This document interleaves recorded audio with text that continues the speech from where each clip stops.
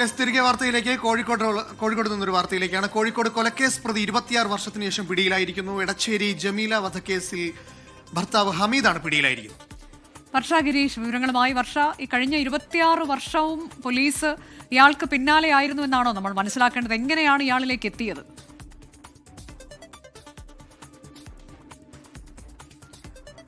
അനുജ, അനൂപ് 2021 സെപ്റ്റംബറിലാണ് ഈ ജമീല വധം ഉണ്ടാകുന്നത്. എടച്ചേരി വേങ്ങോളി സ്വദേശിയാണ് ജമീല എന്ന് പറയുന്നത്. ജമീലയെ ഭർത്താവ് തലക്കടിച്ചും കഴുത്തു ഞെരിച്ചും കൊലപ്പെടുത്തുകയായിരുന്നു. തുടർന്ന് ഹമീദ് നാട് വിട്ടു.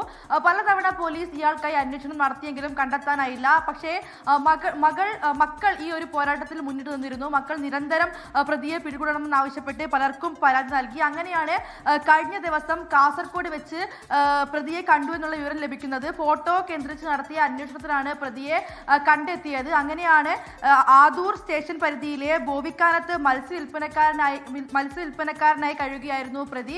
തുടർന്നാണ് എടച്ചേരി പോലീസ് കാസർഗോഡേക്ക് പോയി പ്രതിയെ അറസ്റ്റ് ചെയ്തത്. എന്തായാലും അല്പസമയത്തിനകം തന്നെ പ്രതിയെ എടച്ചേരി പോലീസ് സ്റ്റേഷനിലേക്ക് കൊണ്ടുവരും. എന്തായാലും 26 വർഷം നീണ്ടുനിന്ന മക്കളുടെ ഒരു പോരാട്ടത്തിനാണ് എന്തായാലും ഇപ്പോൾ തിരശ്ശീല വീഴുന്നത്. വലിയൊരു തങ്ങളുടെ അമ്മയെ കൊന്ന ആളെ കണ്ടുപിടിച്ചു കൊണ്ടുവരണമെന്നുള്ളത് മക്കളുടെ ഏറെ നാളായുള്ള ആവശ്യമായിരുന്നു. എന്തായാലും ആ ആവശ്യമാണ് ഇപ്പോൾ നിറവേറ്റിയിരിക്കുന്നത്.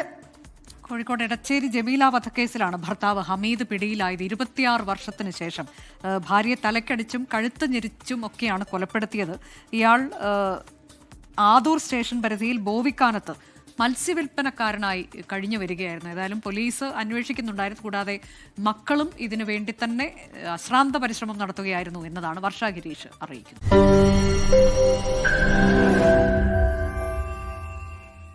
ലോകത്തെവിടെയായാലും ഏത് സമയത്തും 24 വാർത്തകളും ഓഗ്മെന്റഡ് റിയാലിറ്റി പാക്കേജുകളും എക്സ്പ്ലെയിനറുകളും വിശദമായി കാണാൻ ഞങ്ങളുടെ യൂട്യൂബ് ചാനൽ നിങ്ങൾക്ക് സബ്സ്ക്രൈബ് ചെയ്യാം.